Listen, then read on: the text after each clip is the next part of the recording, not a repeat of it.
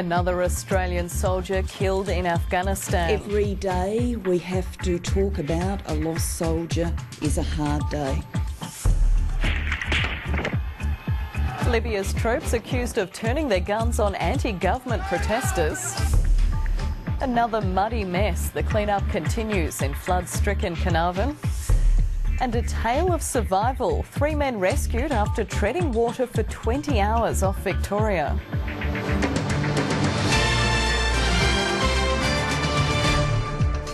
Good evening, this is ABC News. I'm Pamela Medlen.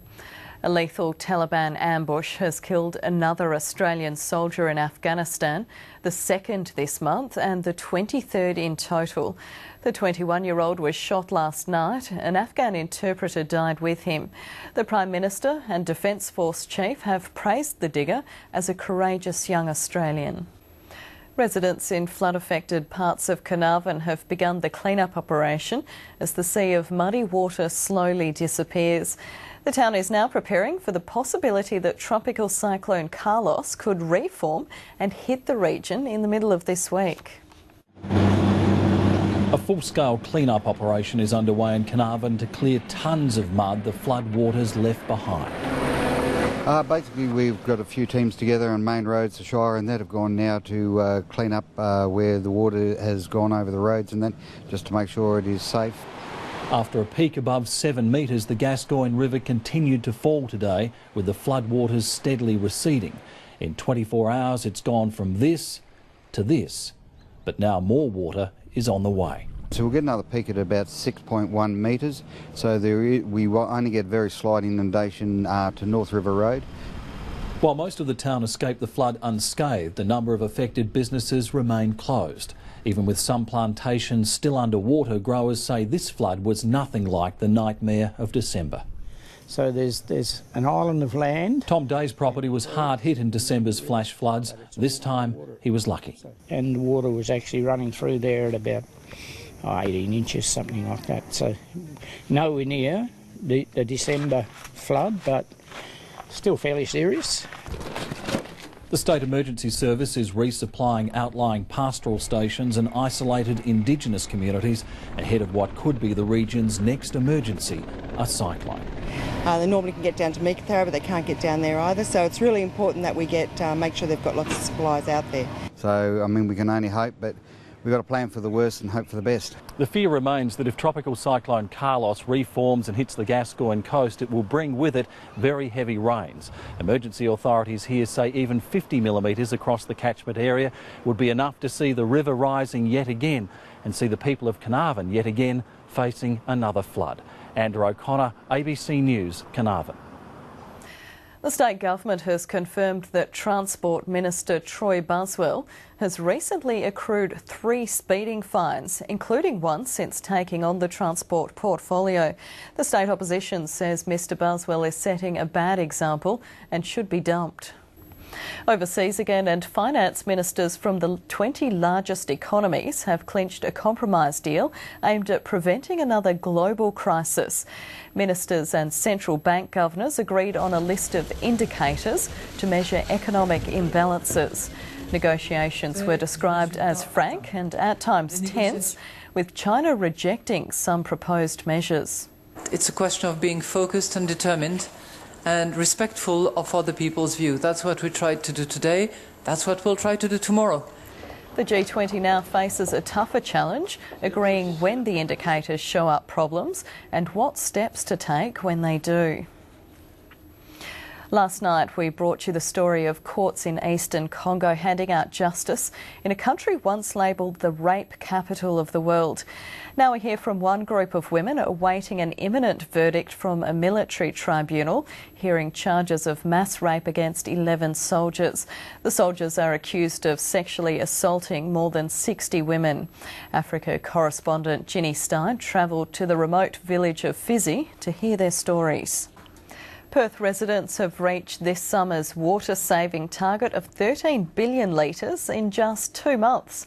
The Water Corporation launched an advertising campaign in January to encourage households to save 60 litres of water a day, following Perth's driest winter on record. The state government is happy Perth has hit the target 1 month ahead of schedule. People of Perth have actually got on the front foot, started to conserve water, and that's very helpful to us. The Water Corporation will now launch a new water-saving campaign to maintain momentum. And now here's Trevor Jenkins with sport. Thank you, Pamela, and a good evening.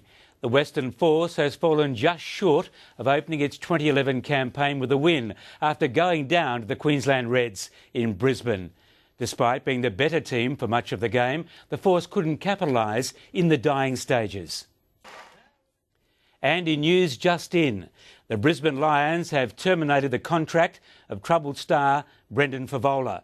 In a statement, the club says Favola had engaged in willful misconduct through persistent breaches of his obligations to the Lions. And that's all in sport. Here's Pamela now with the weather. Good night. Thanks, Trevor. Perth is still waiting for those showers, which may come tonight, and a cyclone in the north expected to reform tomorrow. First, a look at temperatures from today. Right now in town, it's 28.6 degrees. Perth's minimum was 21 degrees at 4:15 this morning, rising to a top of 30.3 at 2:45 this afternoon. The state's coolest spot overnight was Tom Price, which reached a low of 14 degrees. And in the north, the highest maximum was 39 degrees at Telfer. To the satellite, there's been isolated thunderstorms in the North Kimberley and the southwest Land Division, with some light rain through central parts. A high pressure ridge lies to the south of the state, pushing an onshore stream onto the south coast with some areas of drizzle.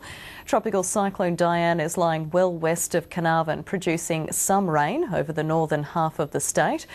But ex-tropical cyclone Carlos is also moving over the West Kimberley there. Looking around the country, Adelaide fine and cloudy, afternoon storms in Darwin and Brisbane, and a shower or two elsewhere. Back to WA, widespread rain and thunderstorms in the Pilbara and Kimberley, with possible gale force winds near coastal parts. A cyclone warning is current. There's a flood warning for the Gascoyne, Greenock and Murchison River catchments, and in the Goldfields, isolated thunderstorms and showers. Areas of drizzle in southern parts, scattered showers and thunderstorms in the Eucla, with moderate to heavy falls in the afternoon. In Perth tomorrow, the chance of a light shower this evening, then mostly sunny day tomorrow with fresh and gusty east-northeasterly winds easing in the afternoon, expecting a top of 34 after a low of 22. And sunrise tomorrow will be at 5:59 and then setting at 1 minute past 7 in the evening. Looking ahead, sunny before a humid change on Thursday, and then the chance of showers on Friday and Saturday and Sunday. Now, recapping our top stories, sapper Jamie Larkham has become the 23rd Australian casualty of the Afghanistan war. The 21-year-old died in an ambush in Oruzgan province. The Prime Minister has paid tribute to the soldier, calling him courageous. The death toll has risen to more than 100 in Libya as security authorities use deadly force to crush protests. The unrest has spread to another 7 Middle East countries. And residents in flood-affected parts of Carnarvon have begun the clean-up operation as the sea of muddy water slowly disappears. And that's ABC News for now. I'll be back in an hour with an update. Until then, good night.